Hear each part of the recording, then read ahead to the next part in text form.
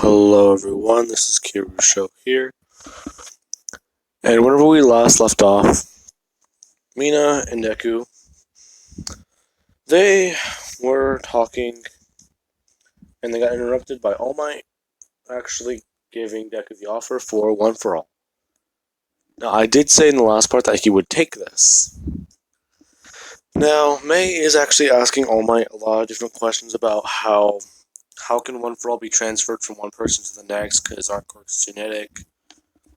She's going on a whole tangent that the Arcane Deku would I think went on. I'm talking about quirks and how they can't be passed down like that. All Might would just say that, well, this One For All can be because it's been passed down from user to user, and one of the first users had a quirk that could be passed down by eating hair. Well, a quirk that basically means if you're willing to, you can give it up. Now, this quirk on its own was useless, and he would then give the backstory of how One For All was a stockpile quirk, but because the quirk got transferred, it essentially lived far beyond its capability that it was supposed to, coming to what it is today.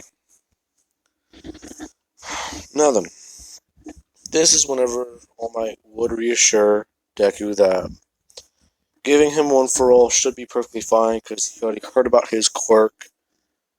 So that's just... He would then just pluck out a thing of his hair and tell Deku to eat this. Deku would eat it, but he wouldn't do it reluctantly.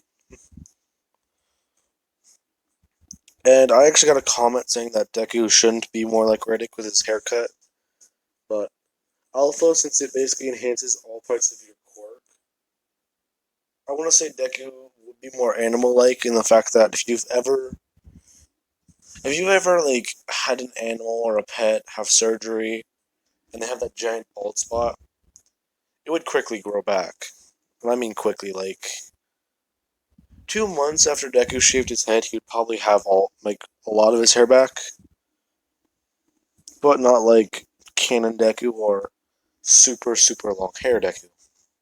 Now then, after giving Deku the quirk, Deku would try using it. All Might would say that he really shouldn't try using it here because he'll just blow away all the progress they've made on their gear. He would then ask a lot about this, and this is whenever May would say, before we continue, did both of us get in a 1A or what happened? All Might would say that yes, both of you actually did, but you actually did get a recommendation from the support course, and they were talking about it. And you, young man, you brought in knives, and Deku would then say that actually he made those, and he got the paperwork for them. So they were fine, right? All Might would say that he made them. He would then say yes and show off all the equipment and stuff that they are making. All Might would see a lot of this and actually be impressed by it. Now then, after that, Deku would actually start trying to learn how to use One For All, because he would immediately go to the beach, throw a punch at the ocean, and break his arm. Now, he would then start heading to Recover Girl with All Might, but as they're heading there, his arm is actually regenerating somewhat, or healing.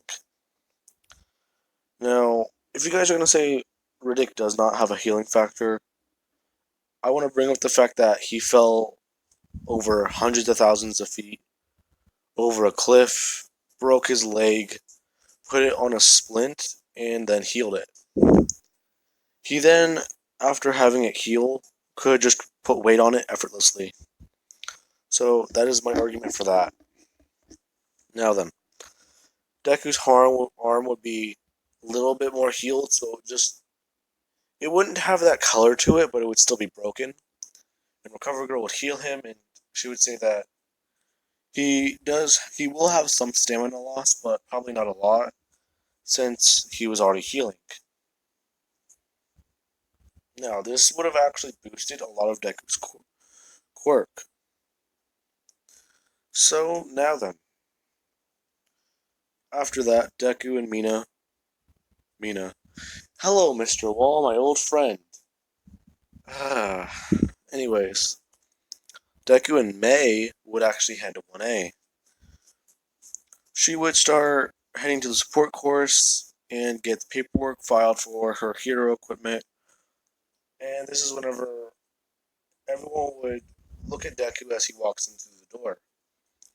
They would see him, and people would be asking him questions about his quirk, things like that, and asking him about his goggles. Now, right before he can start explaining everything, because people keep actually rushing around him, they would have. Well, not they would have, but Deku would have actually been approached by May walking in and saying that took her a minute and she got everything done. Now then, people are actually asking her who she is, and she would say that she's his friend, and they've known each other for the last years, and they've been making equipment, and they would go to the whole explanation that they met at a hardware store getting equipment and things to make gear. Deku would then pull out one of his knives, because he always carries them, saying that he actually made he made these beauties from scratch and out of a specialized metal, Damascus steel. People are hesitant because he just pulled a knife in school. He pulled a knife in school, and then he would say that compared to how things are nowadays, a knife really isn't anything whenever UA literally has the top teachers. You have All Might, who can break through a wall effortlessly, and his quirk isn't very different because if he wanted to, he can rip apart a desk. This is whenever Bakugo would approach him saying that isn't anything compared to anyone's quirk nowadays because everyone has strong quirks. He would then show off his explosions saying that if you ask me, you seem like a villain the way you can just pull a knife on people. Ito would actually agree with Bakugo, but he would then shake him off as Aizawa would say that they don't care about that right now. Now, anyways, just don't pull the knives out during school hours and we won't have a problem. I don't care very much, just as long as you're not threatening anyone with them or using them. Now, after hearing that, they would be told that they're going to be doing the physical test. A physical test. Manetta, goodbye. He would say that they are going to be doing a physical test. Deku would say there's no need because he can already tell who the weakest one in here is. And look at Manetta. Manetta being intimidated because of Deku's quirk and because of just generally a giant hulking mass with goggles, a shaved head, and very intimidating Vin Diesel style is basically saying that he's the weakest person in the room. People would just think that Deku's being an asshole saying that, but during the physical exam, whenever they were all changing into their school outfits, people would see a lot of scars, a lot of just the grueling years of training Deku has done, and people are asking about one of his scars in particular, because it's just 3 giant slashes. Deku would say he got those from whenever the time he fought a bear. He got these from the time he fell out of a tree. He thinks he broke a part of his finger or one of his legs. Oh, this is my favorite. I got this one whenever I was diving into a river and I smashed into a bunch of sharp rocks. He's just going on and on about his scars as people keep asking. And everyone's thinking that he's crazy. And someone would, let's just say Bakugo being rhetorical, would say, It sounds like you spent the last 5 years in the woods. Deku would say 9, actually. He was raised by a pack of wolves. Bakugo would just say that this is no time to be sarcastic and to be serious. Deku would just look at him saying that he is serious. Now, after that, Deku would actually walk out with a lot of everyone else. May is actually here too, and let's see, where is it? Yeah, okay. Let's see. I said she could lift around 250 pounds, so that would obviously put her somewhere past Aoyama, who is disgusting in all his entirety. He's not in 1A, along with Mineta. So Shinsho and the Kendo are going to be in 1A, because Invisible Girl, you forget about her a lot, being serious in What If. I forget about her sometimes, but she's not in this What If. Or she is, but she's a background character. Because I know she has that, like, flashbang technique, where she, like, reflects light off of her invisible skin. Actually, that's a good question. Is her skin just invisible, or is her entire, like, flesh invisible? That is not something I want to think about. Because that would mean, like, her blood's invisible then, too. Okay, that is a very questionable topic. Now, after everyone walks out, people would see Deku as he essentially wearing the short sleeves. He has more muscle on him. Kirishima's calling him manly. Deku would just shake this off, saying that he doesn't really care about being manly. He just wants to be a hero. And Aizawa would hand him the ball, saying that he scored first and he used his quirk. Now, one for all times a strength enhancing quirk. Because let's say, okay, let's say that Deku, he still needs to learn about one for all and learn how to control it, but he would just use his base techniques. So he just wouldn't use one for all at all. Now then, this is whenever he would actually just throw the ball and it would go over 1,000 feet. Now, Aizawa tried erasing his quirk, but that was too late. And he would say that why couldn't he erase his quirk? Deku would say that his quirk is a mutation. Aizawa wouldn't believe him. He would just say that his eyes are sensitive to light and he has the eyes of a pack leader, like a wolf or a bear or any predatory animal. Aizawa wouldn't believe this, but he would just show him his eyes, but he would still be covering them from the light. And people are talking a lot about his eyes. And May still can't get over them because they're very cool. And his quirk and her quirk are very similar. But that's not. Now then. After that, Deku would use All Might's quirk in a variety of different things, trying to. So he would have displayed All Might's power in the grip test, where he immediately uses one for all, and it just destroys his entire arm. Now, people are looking at this, and as I was saying, that Deku can't really be a hero if his quirk does that to him. Deku would just look at his arm, saying that he just needs to give it a few minutes, as he would then just pop it back into place. Kirishima's looking astounded and in awe, while everyone else is looking kind of horrified. May would just say that that's very normal for him, and everyone would immediately look at her. And she would just tell them that anytime he dislocates anything or has anything like that happen with his muscles, he just pops it back into place, or he just breaks it and resets it, and it feels weird. People are then realizing that Deku is basically a powerhouse and is not meant to be messed with.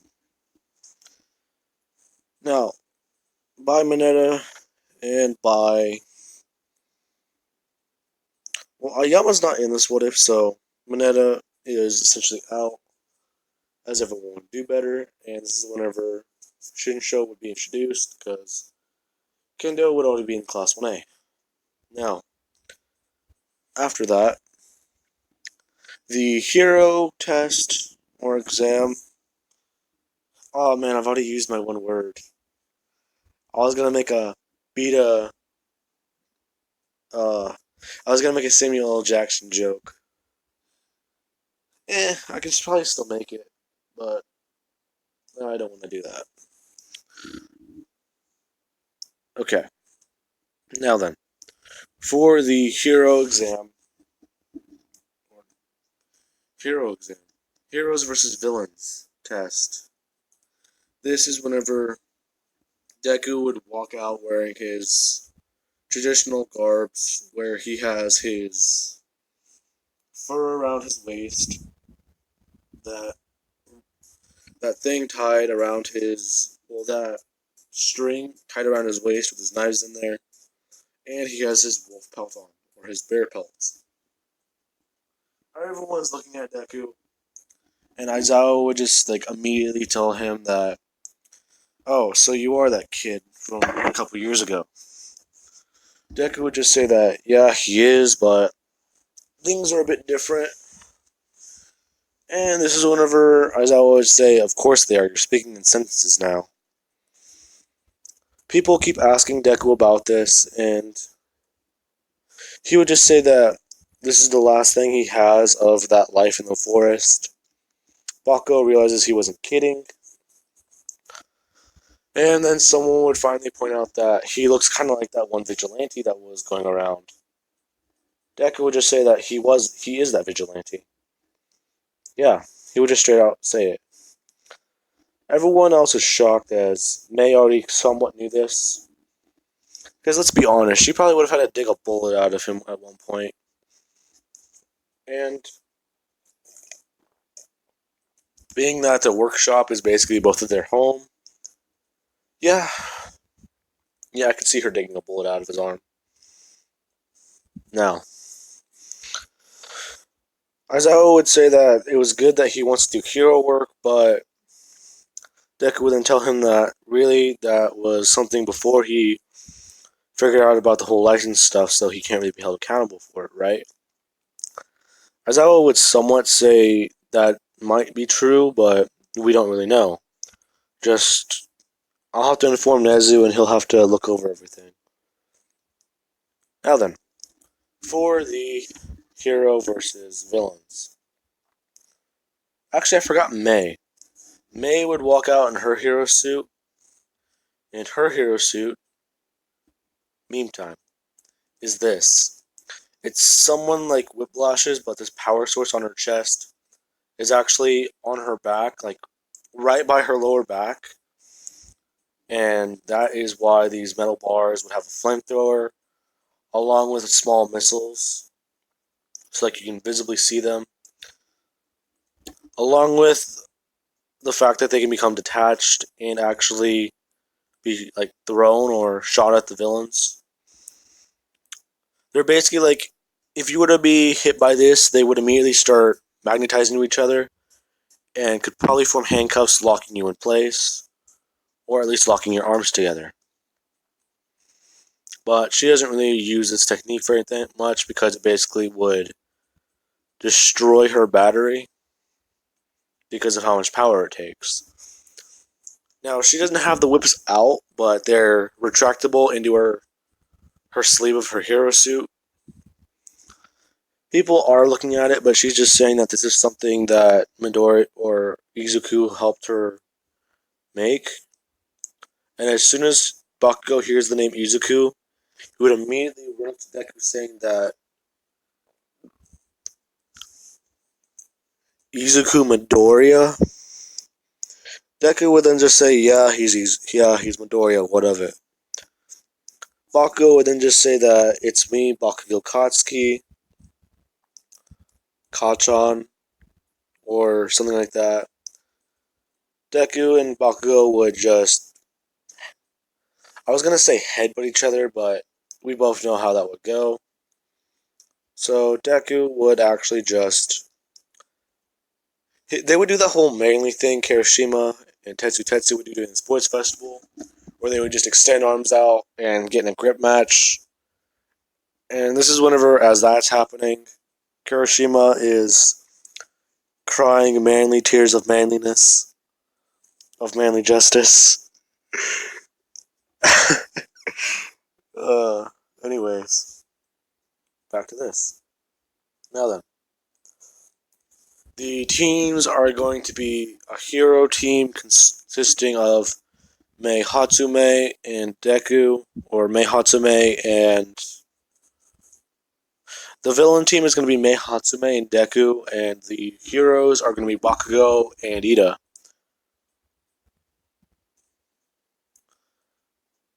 Now, this is whenever they would immediately just go up against each other. Bakugo would try running into the building, but Deku, whenever they walk through, she would have actually put a small metal, or not metal, it's like a taser, so as soon as it would sense anything, it would send an electric charge to the doorknob. So they would do that, and as soon as Bakugo gets shocked, he would have immediately just gotten a bit mad and just blown the door off its hinges. Now then, as soon as that would happen, Deku would have actually just cut the lights to the building and take off his goggles. Now, Mei would have infrared built into hers, because it's something Deku recommended after one night of him trying to take her out on patrol and being a vigilante, and that not going very well because she couldn't see. Now then, as they're trying to go through the building and make their way through it, Bakugo just keeps setting off explosions in front of them to try and see.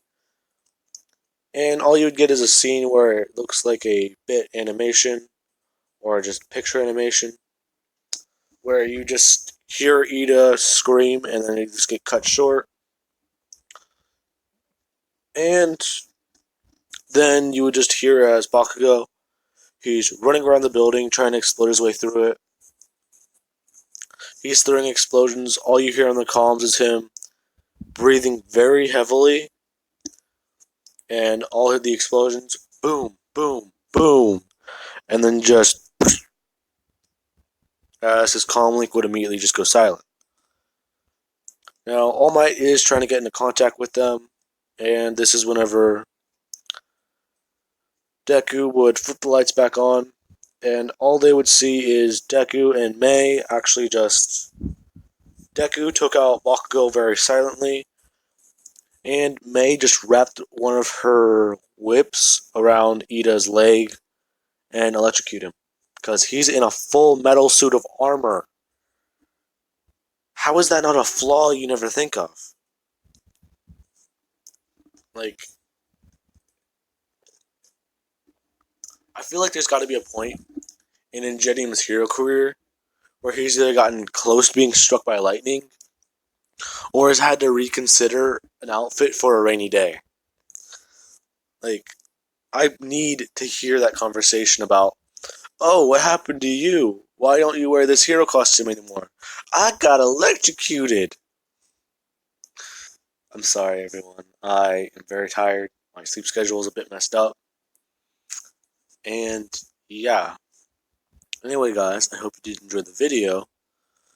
And I hope you guys enjoyed the finale to my What If Deku had Meliodas' assault mode. Alright, guys. I hope you guys have an amazing day, and I hope you enjoyed the video.